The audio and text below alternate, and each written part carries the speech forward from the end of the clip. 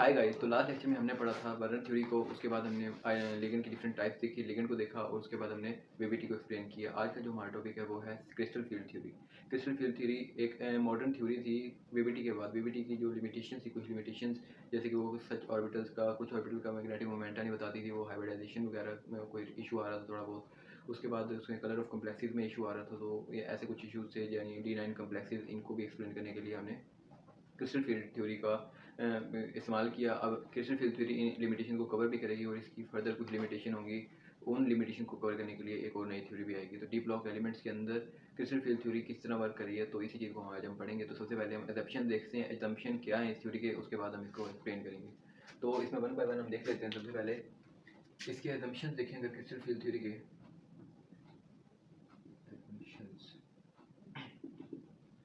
इसका सबसे पहला और सबसे मेन जो एजम्पशन या सबसे जो बड़ा डिफरेंस है जो क्रिस्टल फील्ड थ्योरी और वीबीटी दोनों के दरमियान जो सबसे बड़ा और मेन डिफरेंस है वो क्या है कि there should be purely ionic bond between ligand and CMA, यानी कि सेंट्रल मैटर एटम और लिगेंड, इन दोनों के दरमियान एक जो आयनिक बॉन्ड वो होना चाहिए और प्योरली आयनिक। पहले जब हम वीबीटी पढ़ रहे थे उसमें कहते थे कि कोऑर्डिनेट कोवेलेंट बॉन्ड होगा, तो अब कह रहे हैं कि जो सबसे मेन जो डिफरेंस आता है वो यही आता है कि एक आयनिक बॉन्ड है। CFT के मुताबिक एक आयनिक बॉन्ड है और वीबीटी जो कह रही है वो कोऑर्डिनेट कोवेलेंट बॉन्ड है। दूसरा इसका एजम्पशन अगर देखें हम, तो दूसरा एजम्पशन हमें क्या कहता है, दूसरा एजम्पशन इसका हमें कहता है कि जो आपके पास जो सेंट्रल मैटर एटम और लिगेंड है, ये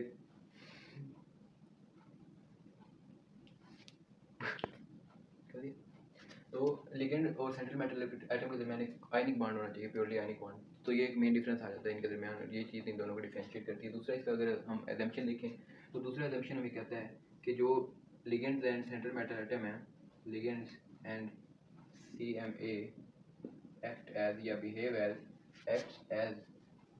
डाइपोल्स, डाइपोल्स के तौर पे, यानी कि ये डाइपोल्स के तौर पे बिहेव करते हैं। यानी कि अगर ऐसे अगर हम इसको बना के देखें तो ये एक आ जाता है, इसके ऊपर इसको ख़त्म कर दें, के दरमियान में न्यूक्लियस आ जाता है और ऐसे नॉर्मली जो एटम होता है उसके ऊपर नेगेटिव चार्जेस या इलेक्ट्रॉन इस तरह पड़े होते हैं, तो फिर ये डाइपोल के तौर पे बिहेव करने लग जाता है और प्लस इस तरह।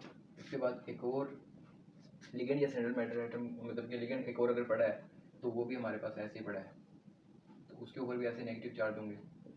उन नेगेटिव चार्जेस के जब ये डाइपोल उसके पास जाएगा तो ये नेगेटिव इनके ये पॉजिटिव इनके नेगेटिव चार्जेस को अपनी तरफ अट्रैक्ट करेगा और इसको भी एक डाइपोल बना देगा। तो ये हमारे पास एक और डाइपोल आ जाएगा, एक और डाइपोल आएगा और ये आगे जाके दूसरे डाइपोल को करेगा। तो ये हमारे पास है एक डाइपोल जो लिगेंड और सेंट्रल मैटर एटम के इंट्रैक्शन से बना है। और जो ये दूसरा डाइपोल जो बना है इसको कहेंगे इंड्यूस्ड डाइपोल। तो ये हमारे पास है इंड्यूस्ड डाइपोल। तो ये इसका दूसरा एजम्पशन था। अब इसका तीसरा एजम्पशन देखते हैं, वो भी किसी हद तक इम्पोर्टेंट है कि ये जो लिगेंड और सेंट्रल मैटर एटम है इनके दरमियान स्प्लिटिंग हो रही है, इनकी इंट्रैक्शन के दौरान कुछ स्प्लिटिंग होती है। उन चीज़ों को कैसे एक्सप्लेन करी है जो CFT है, इसके अंदर तीसरा एजम्पशन कहता है कि it explains only about splitting of d orbitals.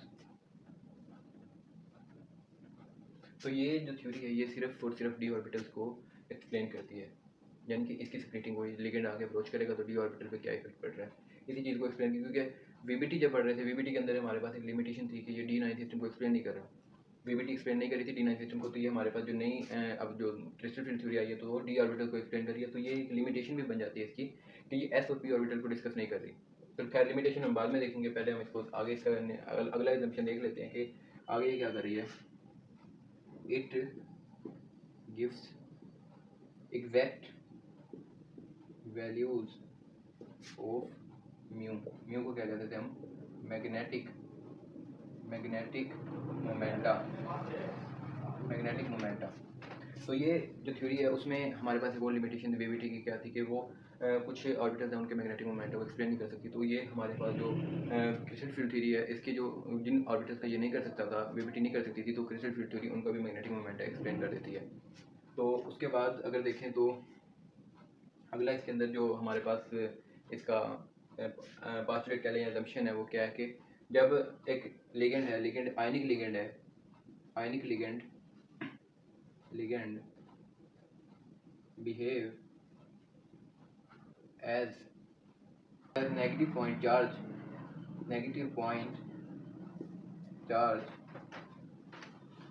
And अगर न्यूट्रल है लिगेंड हमारे पास, neutral ligand behave as dipole. तो अगर तो वो न्यूट्रल है तो वो हमारे पास एक डाइपोल के तौर पे बिहेव कर रहा होगा, और अगर वो हमारे पास आयनिक है यानी कि उसके ऊपर चार्ज है लिगेंड के ऊपर, तो मोस्टली लिगेंड पे हम नेगेटिव चार्ज अज्यूम करके चलते हैं क्योंकि वो डोनर है, डोनर ऑफ इलेक्ट्रॉन पेयर। तो अगर उन पर नेगेटिव पॉइंट चार्ज, अगर उनके ऊपर चार्ज है आयनिक है वो, तो उनको हम नेगेटिव पॉइंट चार्ज कहेंगे। तो एक और इसका एग्जाम्पशन देख लेते हैं हम। उसके अंदर क्या कहता है कि जो है इनके दरमियान इंटरेक्शन, तो अगर एक न्यूट्रल लिगेंड की एक सेंट्रल मैटर एटम के साथ इंटरेक्शन हो रही है, तो वो अगर न्यूट्रल लिगेंड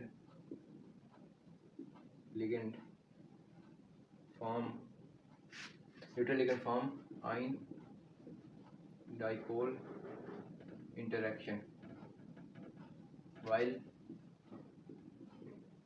जो हमारे पास आयनिक लिगेंड है, आयनिक लिगेंड फॉर्म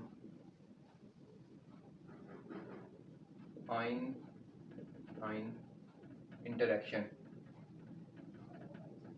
ये हमने कुछ इसके पास्टुलेट देख लिए। तो मैं आपको डी ऑर्बिटल्स के कुछ स्ट्रक्चर बना के दिखा देता हूँ, आपको पता चल जाए कि कौन सा स्ट्रक्चर किस तरह है, और फिर हम उसको एक्सप्लेन करेंगे।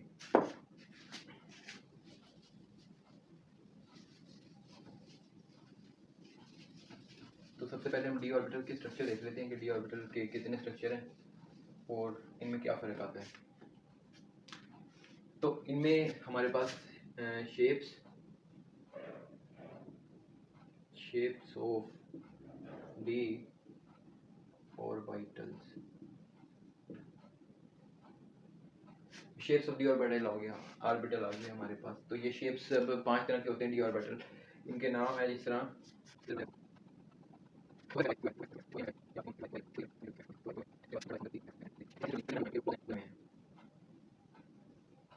ये आ गया इसके फिर से। तो ये जो लाइन है हमारे पास ये एक्सिस होती है, इन लाइन को एक्सिस कहते हैं, X axis, Y axis and Z axis.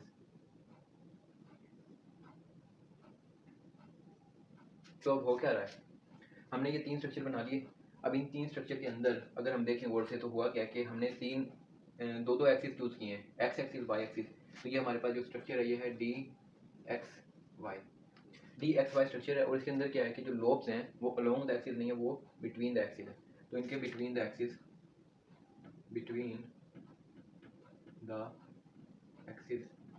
Lobes, तो इनके लोब्स जो हैं वो बिटवीन द एक्सिस है। अब अगले की बात करते हैं, इसमें क्या है, अब इसमें जी और वाई एक्सिस लिए, हमने 2 एक्सिस चूज किए हैं वाई एंड जी। तो अब इन दोनों के भी अगर हम देखें तो इन दोनों के भी लोब्स हैं बिटवीन द एक्सिस है। तो ये हमारे पास बन जाएगा डी वाई जी। उसके बाद हम थर्ड वाला देखें तो इसके अंदर भी बिटवीन द एक्सिस लोब्स हैं, और इसका नाम है एक्स और जी लिया, तो डी जी एक्स। तो ये 3 ऑर्बिटल हैं, तीनों की तीनों ऑर्बिटल आप अगर इनको गौर से देखें तो इनकी तीनों की एक ही जैसी शेप है, बस इनमें एक्सिस के नेम डिफरेंट हैं और इनकी अलाइनमेंट बिल्कुल सेम है। उसी तरह ही बिटवीन द एक्सिस तीनों एग्जिस्ट कर रहे हैं। तो ये जो तीनों की तीनों ऑर्बिटल हैं इनको हम कहते हैं T2G। तो इन तीनों को हम कहेंगे अब T2G। ये तीनों ऑर्बिटल हमारे पास हैं T2G क्या कह रहा है, T2G में जो T रिप्रेजेंट करता है वो T रिप्रेजेंट कर रहा होता है ट्रिपल ई डीजेनरेट, यानी कि 3 ऑर्बिटल और तीनों की जो इनकी एनर्जी है वो सेम है, तीनों ऑर्बिटल्स की एनर्जी सेम है। क्योंकि जब लिगेंड आके अप्रोच करेगा, कोई भी लिगेंड आके इनको अप्रोच करेगा फिलिंग के लिए अपने इलेक्ट्रॉन लेके आएगा, तो इन तीनों में एक ही जैसा उसका बिहेव होगा, क्योंकि तीनों की अलाइनमेंट एक जैसा बिहेव करेगा लिगेंड आके इन तीनों में। तो इसलिए ट्रिपल ई डीजेनरेट है, इन तीनों की एनर्जी भी सेम है। उसके बाद जो जी है, जी रिप्रेजेंट कर रहा होता है जिरेड को। जिरेड मैनी इधर इसमें है कि सिमेट्री, अगर सिमेट्री प्रेजेंट है तो जिरेड कहेंगे, और अगर सिमेट्री एब्सेंट है तो हम उसे अनजिरेड कहेंगे। तो ये हमने इसके डी ऑर्बिटल के तीन ऑर्बिटल देख लिए हैं डी के। अब बाकी जो दो बच रहे हैं उन दो को भी देखते हैं, उन दो में क्या डिफरेंस आता है। और वही दो जो हैं वही मेन डिफरेंस है पूरी की पूरी थ्योरी के अंदर कि स्प्लिटिंग ऑफ डी ऑर्बिटल जो हो रही होती है वो किस तरह डिफ्रेंशिएट कर रही होती है मुख्तलिफ ऑर्बिटल्स के अंदर। तो आप उन दो बाकियों को देखते हैं, फिर आपको समझ आएगी कि क्या चल रहा है इसमें। अब वो दो ऑर्बिटल बना लेते हैं फिर से उसी तरह हमने एक्सिस ड्रॉ करने। अब उसमें जो एक्सिस थी ना, हमने तीसरा एक्सिस अगर ड्रॉ करते तो वो लोब्स के पीछे था, तो वो इसलिए कन्फ्यूजन से बचने के लिए मैंने ड्रॉ किया ही नहीं। उसके बाद ये आ गया आपके पास दूसरा, इसका नाम है D X square minus Y square and इसका नाम है डी वी स्क्वायर। अब इनके अंदर क्या होगा, इनके अंदर हमारे पास